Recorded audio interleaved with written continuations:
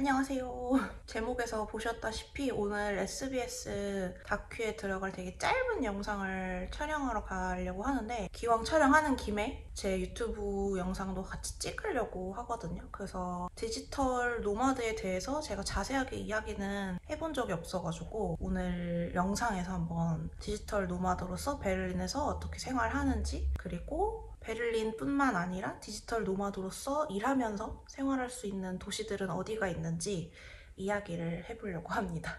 그래서 일단 일을 하러 가려고 하는데, 베를린에서 코워킹 스페이스를 처음 연 카페에 가려고 하거든요.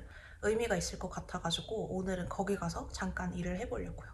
카페에 일하러 가기 전에 간단하게 디지털 노마드에 대해서 이야기를 하면 좋지 않을까 싶어가지고 신발을 신다가 다시 카메라를 켰어요.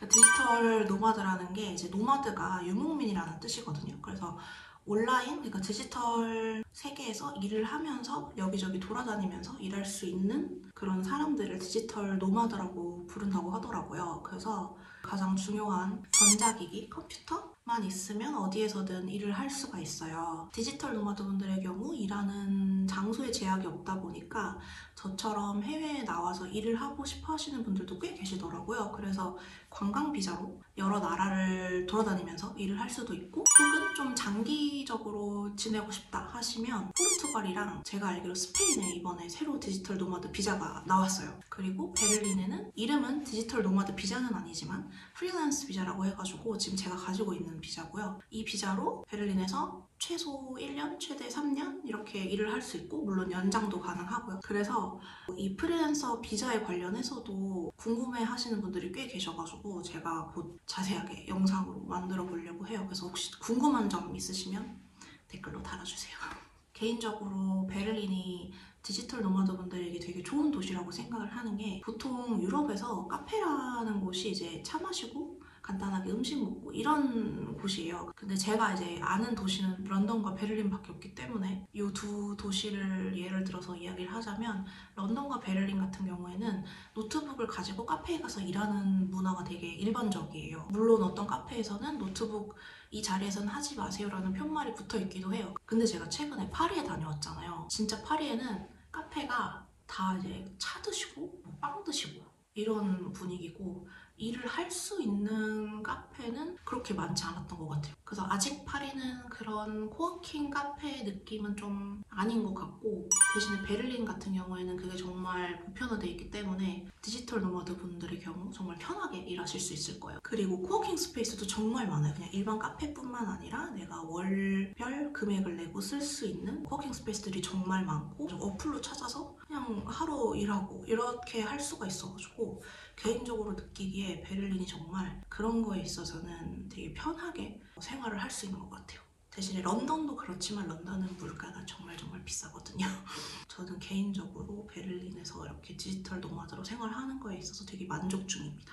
그리고 제가 되게 감사하게 생각하는 점 중에 하나가 바로 교통. 베를린에서 아마 들어보신 분들 있을 거예요. 한국에도 뉴스로 나간 걸로 기억을 하는데, 한 달에 9유로 티켓을 했던 적이 있어요. 그래서 이 9유로 티켓이 되게 반응이 좋았어가지고 베를린에서 한 달에 29유로만 내면 이렇게 요 노란 카드가 있는데, 얘로 버스, 기차, 트램 다 무제한으로 A, B존 안에서 이용할 수 있는 교통카드가 있어요. 원래 베를린에서만 사용이 가능했던 건데 49유로 티켓이라 해가지고 독일 전역에서 쓸 수 있게끔 또 이게 나올 거라고 하더라고요.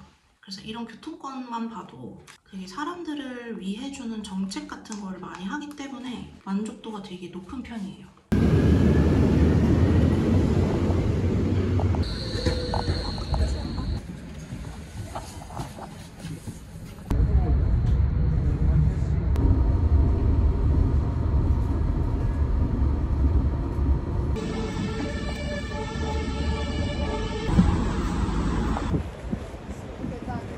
여기가 2005년도에 연 카페인데 처음으로 베를린에서 생긴 코워킹 카페예요.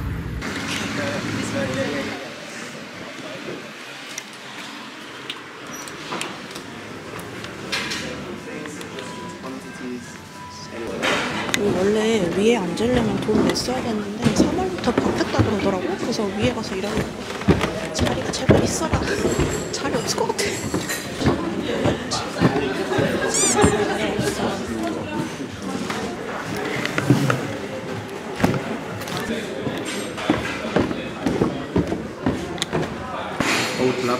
Thank you so much. 배 울리는지도 몰랐네. 아이고.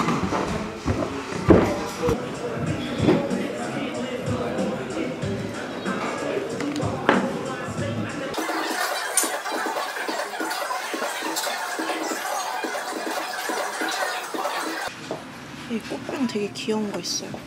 이렇게 꽃병 필요했는데 하나 사가려고요. 이걸로 다른 샵 왔어요. 구경하러. 이런 꽃병도 너무 귀엽다. 아, 이것도 사고 싶다. 안 돼. 이미 샀어. 독일에 이렇게 해가 뜨면 사람들이 다 밖에 나와 앉아 있어요. 햇빛을 맞아야 되거든요. 그래서 이렇게 해가 나오면 이 강가 앞에 앉아서 맥주 드시거나 해요.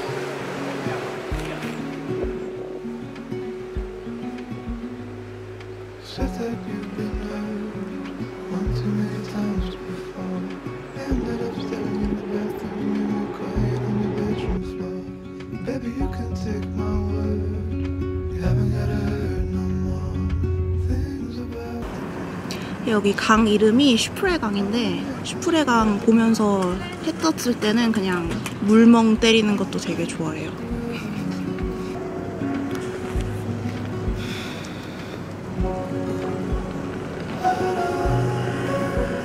그리고 베를린동 근처에 여기 서점이 있어가지고 여기 와서 구경도 하고 그래요.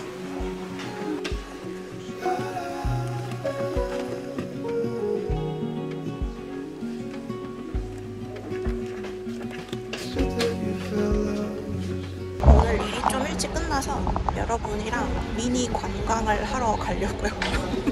여러분들도 잘 아시겠지만 베를린이 동독이랑 서독으로 나뉘었었잖아요. 그때 이제 도시에 벽이 이제 생겼었는데 동독 서독이 통일되고 평화의 문으로 기념비적인 문이 있어요. 브란덴부르크 문이라고. 거기를 오늘 여러분이랑 함께 가보려고 합니다.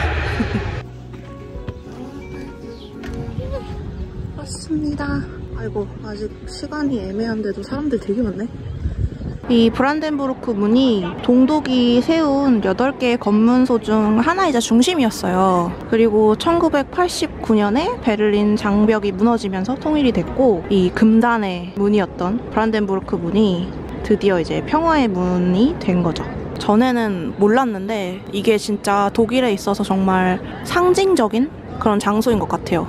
왜냐면 이 문 자체가 베를린의 분단과 냉전의 상징이었는데 다시 평화의 상징이 되었다는 점에서 되게 특별한 의미를 갖고 있는 것 같아요. 그래서 사람들이 되게 여기로 많이 관광을 옵니다. 여러분도 혹시 베를린에 오시게 된다면 한번 꼭 들려보도록 하시면 좋을 것 같아요.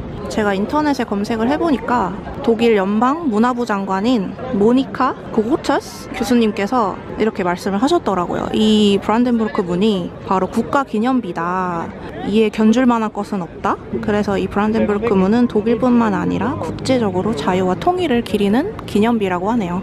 저기서 이제 촬영 다 했고 SBS에 얼마나 나갈지는 모르겠어요. 안 나올 수도 있어요. 그리고 베를린이 워낙 도시가 작아가지고 저기 유명한 TV타워도 보입니다. 이제 집에 가려고요.